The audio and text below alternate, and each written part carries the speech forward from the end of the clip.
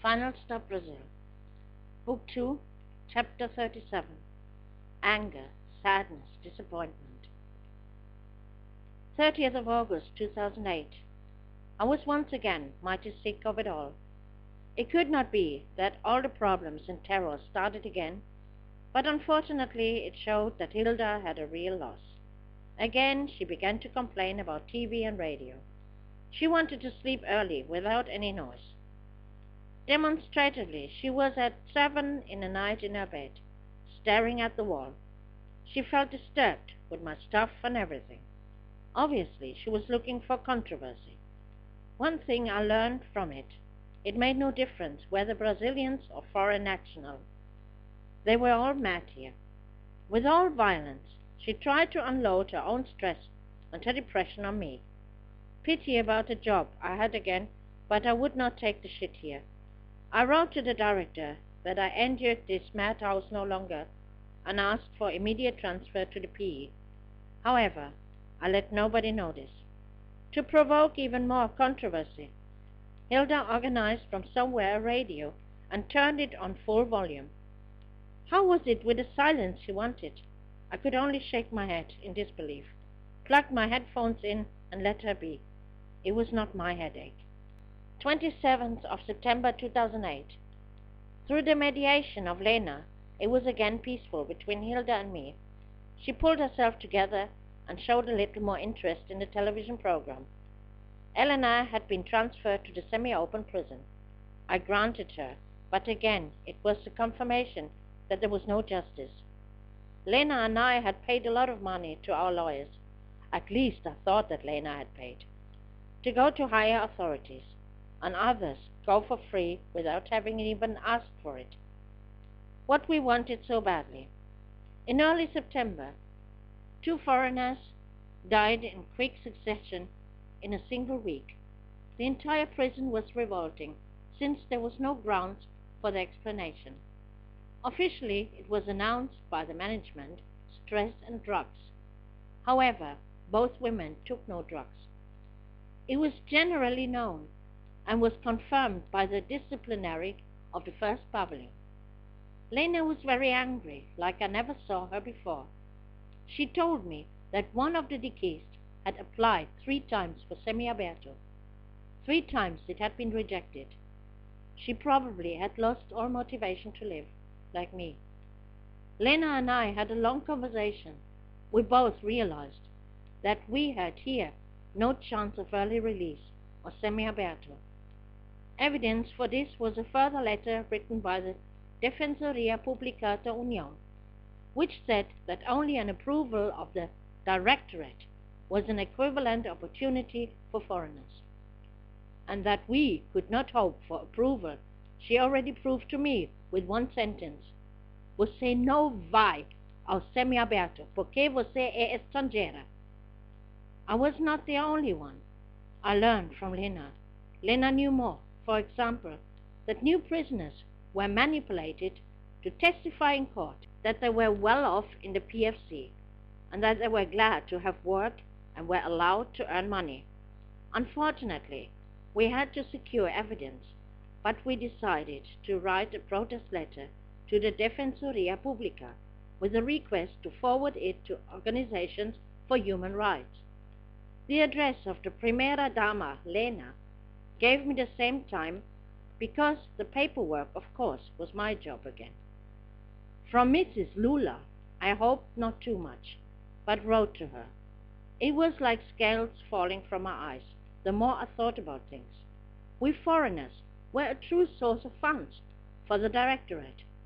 Our 10% deduction from monthly wages, allegedly a savings, was not standing for disposal until several weeks after release.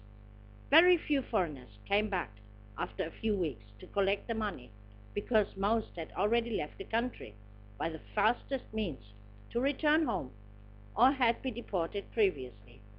Those who remained went underground illegally and hardly came back here to collect the money. Thus, it was for the director a big gain. My savings were 800 reais, despite interruptions. With 100 foreign women, we were well over 100, and many worked in the average uninterrupted 3 to 5 years. This was already 80,000 reais, not to mention the profit that was made on the purchases. All this I wrote in the protest letters. Never did we receive a reaction. Spontaneously, I reminded the directorate of my request to be transferred to the PE. The morning of the 24th of September, I handed in a new request. The response this time came by return in the afternoon.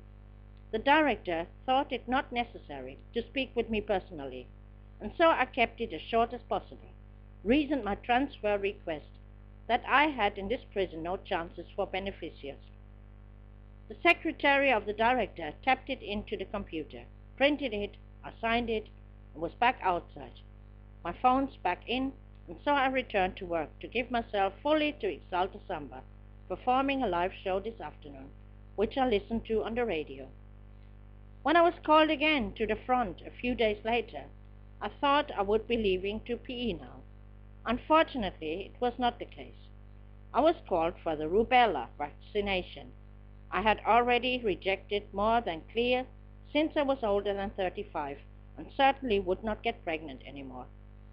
Back in the company, all of my colleagues, they showed me how happy and relieved they were for me staying. They all liked me much here. Jacqueline, Cida, and Veronica hugged me tight and cried out, "Gosto dela pra caramba." Cleide told the others that we were together in Aruja and added that I wasn't really a gringa, but a brasileira. But after work, back in the cell, I knew I made the only right decision, applying for the transfer. Hilda didn't go to school more often, and I lost my desire to listen to my radio in the cell. She gave me a constant feeling to be doing something forbidden. Once more, I took tranquilizers to sleep early. The guards, knowing, of course, that I submitted the second transfer request, tried everything to make the PE lousy. It was much worse there than here. Challenging, I asked, "What's so bad over there, then, that one is going to semi-aberto, or even being released much sooner, because there was no work? Or was it worse because they were having hot showers in the cells, and the cell occupancy was organized much better than here?" The PE was renovated inside completely after being converted from a men's to a women's prison. It was all redesigned and comfortable, in contrast to the cells here, where the water ran down the moldy walls, clogged pipes, rotten floors, and so on. The guards couldn't give me no answers to all my allegations. 16th of October 2008. Time seemed to stand still in here, while outside the world stopped breathing because of the global financial crisis and the financial collapse. In Sao Paulo, two events brought the population into tension. A hostage crisis that lasted already 4 days. A 22-year-old man had taken his ex-girlfriend as hostage in her family's apartment, along with her friend, because he could not come to terms with the termination of the relationship. The second drama, which for me was more a comedy, the military police made war against the civilian police. Reason: the civil police was on strike for 30 days and wanted to make a statement in front of the governor's palace. The military police tried to prevent this. Thus, police shot and beat against police. Both incidents had been first in the history of Sao Paulo, and nobody knew how would end either the one or the other case. I eagerly pursued both on the TV. The police became reconciled again. The governor, Serra, and President Lula were blaming each other for it. The second case was not so easy. After 100 days of hostage-taking, the man shot dead his 15-year-old girlfriend and injured with a further shot the friend. But this was due to complete failure of the police task force by storming into the apartment without regard to the hostages. The whole story drew a big scandal afterwards, not only on the side of the police. The girl's father was a former military policeman who was wanted for murder, and lived with a false identity for years in Sao Paulo. By the television images, he was recognized and issued a warrant against him, whereupon he was on the run again and could not be present for the funeral of his daughter. The mother donated the organs of her dead daughter, and thus the killed girl saved the lives of at least 3 other people. Something else moved me. A letter from Michael, which had a telephone number enclosed, but otherwise it was very negative. Michael had been running away again for 2 weeks, hiding somewhere, but now he had returned. This meant he had once again missed school for 2 weeks at least. The letter was very short and confused. He wrote that he didn't know what was wrong with him and what would happen to him. This letter was just one outcry for help. I was more worried than ever about him. I asked Claudia for a phone call. This was, however, impossible, because the big PCC sisters didn't like to see that Claudia was making a fortune, especially with her phone calls offered to foreigners. But she was the only one who really made the connection to family members and helped. They prohibited, without further ado, that Claudia continued with international calls. However, I got a tip that there still was a possibility elsewhere for 1.5 cartons of cigarettes, immediate payment. I could indeed call in Michael's residential group, but learned that he had already run away again. The guardian with whom I spoke responded to my question whether he took drugs, hesitating. She answered me that he did indeed. Finally, she gave me Michael's phone number, adding, however, that he often changed his SIM card, and I may not even reach him. If he returns, then put him back in the next plane or bus to Spain, was the only thing I could say. Immediately, I tried his phone number. First, I had a dial tone, then the phone was turned off. The exaggerated concern for my son drove tears in my eyes since a long time, and I could no longer hold them back. The others were trying to comfort me, but I felt bad. Again, I wrote to the director to explain how much my son needed me. Therefore, I asked for an interview. The next day I didn't go to work. Of course, the director did not call me. In order not to lose my job, I went to Saúde. There I explained my situation and that I needed an attest because I was not able to work. I was only asked whether I had eaten salad the previous days. With a high number of patients here, I quickly understood the situation: food poisoning. In my problem, nobody was interested. The nurse advised me to come back in the afternoon to speak with the director of the Saúde, because only she could issue an attest. On the way back, I made a detour to my company to give an excuse for my absence. The guard showed full understanding. Rita had already told my colleagues that I was feeling very bad, and some colleagues were now down to comfort me. Others gave me the hint that our boss was not there and would not notice if I signed the attendance register. This, however, I declined. At noon, I got the opportunity once again to call Michael, and was really lucky this time. But the first conversation between me and my son for more than 2 years was very brief and disappointing. Michael stated, very much hustled, that he would return to the residential group, but not at the moment. Moreover, it was vacation time, and therefore he missed nothing from the school. When I asked where he was staying, he replied briefly, with colleagues. But with whom he exactly stayed, he did not tell me. He said he was tired of the residential group and the guardians, reported that he had the opportunity to work as a waiter in Hamburg, where he was offered a place to live also, but the youth welfare office gave him not the permission. When I asked whether he took drugs, he assured me that this was not the case, but who would admit this?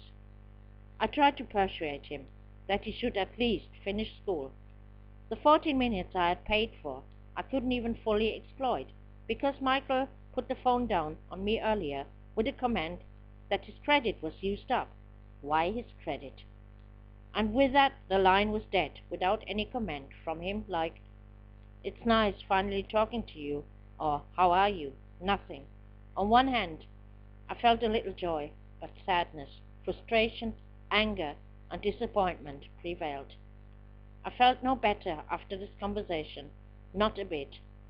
In the afternoon, I spoke with the director of Saud and asked her to talk urgently to the director for me. I told her that I fulfilled all the conditions for semi-aberto, where I could at least once a week make a phone call to my son, who needed me desperately. There it was officially allowed to call.